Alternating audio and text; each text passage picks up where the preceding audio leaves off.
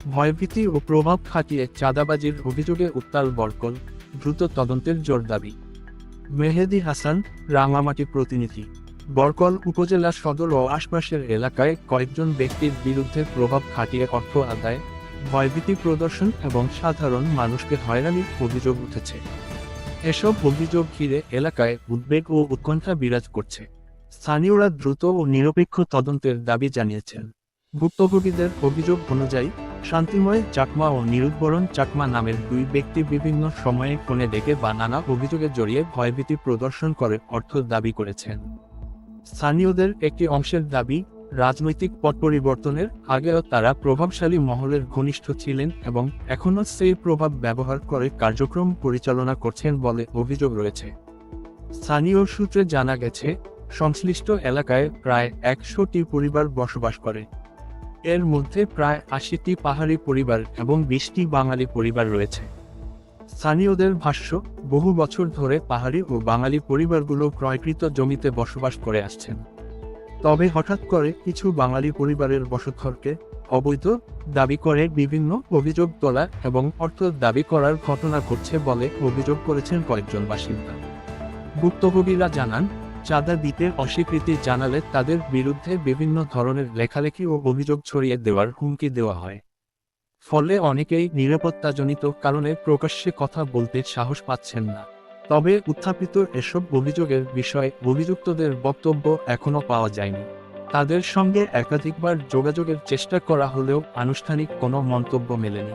এদিকে স্থানীয় সচেতন মহল মনে করছেন, অভিযোগগুলো অত্যন্ত স্পর্শকাতর এবং সাম্প্রদায়িক সম্প্রীতির বিষয়েও জড়িত থাকতে পারে। তাই বিষয়টি গুরুত্ব সহকারে দেখা প্রয়োজন। তাদের মতে, অভিযোগ সত্য হলে এটি শুধু ব্যক্তিগত অপরাধ নয়, বরং আইনশৃঙ্খলা পরিস্থিতি ও আইনের শাসনের জন্য বড় চ্যালেঞ্জ। সচেতন নাগরিকরা রাঙামাটি জেলা প্রশাসন, আইনশৃঙ্খলা বাহিনী ও সংশ্লিষ্ট গোয়েন্দা সংস্থার প্রতি দ্রুত, নিরপেক্ষ ও স্বচ্ছ তদন্তের আহ্বান জানিয়েছেন। স্থানীয়দের প্রত্যাশা, অভিযোগসমূহ গুরুত্ব সহকারে তদন্ত করা হোক, ভুক্তভোগীদের নিরাপত্তা নিশ্চিত করা হোক এবং অভিযোগ প্রমাণিত হলে আইন অনুযায়ী যথাযথ ব্যবস্থা গ্রহণ করা হোক। বরকল উপজেলার সাধারণ পাহাড়ি ও বাঙালি বাসিন্দাদের অভিমত, প্রশাসনের কার্যকর ও দৃশ্যমান পদক্ষেপই পারে এলাকায় স্বস্তি ফিরিয়ে এনে ন্যায় বিচার প্রতিষ্ঠা করতে। বিষয়টা হলো যে আপনাদের যে জমিটা, আপনারা যে ঘরবাড়ি যেখানে স্থাপন করছেন, এগুলো কি সরকারি জমি নাকি আপনাদের ব্যক্তিগত কিনা জমি? জি, আমাদের ব্যক্তিগত কিনা জমি।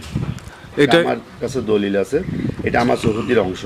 কারণ এটা ওদের একটা উদ্দেশ্য প্রণোদিত এই কাজটা। কারণ বিগত সময়েও তারা এগুলো নিয়ে করছিল। আমি যতটুকু আমার জানা মতে আমি হয়তো তাদের চাহিদা পূরণ করতে পারি নাই, সেজন্য হয়তো সুনির্দিষ্ট করে হয়তো তারা বারবার আমাকে এইভাবে করে নাজেহাল করতেছে।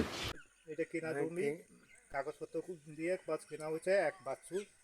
আপনার হাসপাতালের পাশে দিয়েই এই তার নাকি রাস্তার থেকেও অনেক দূরে, হাসপাতাল থেকেও অনেক দূরে থাকা জায়গার মধ্যে এটা নাকি অনেক বছর ধরে বসবাস করা হইতেছে। অনেক বছর ধরে এখানে আপনার এখানে নাকি বিস্তৃত জঙ্গল ছিল।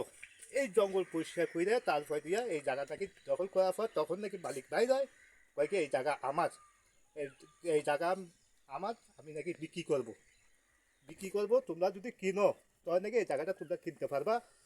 10 জনে যা বলবে তার থেকে 2 টাকা কম দিয়ে তোমাদের কাছে বিক্রি করবো, অথবা কেন তোমরা কষ্ট করছো এই হিসাবে তোমার থেকে কিছু কম দিয়ে বিক্রি করা হবে।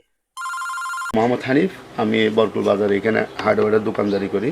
আমি জন্মসূত্রে এখানকার স্থানীয়। এটা হইলে আমার কেনা জায়গা, আমি কিনছি বাস্তু দেবো না, ওদের বড় মহল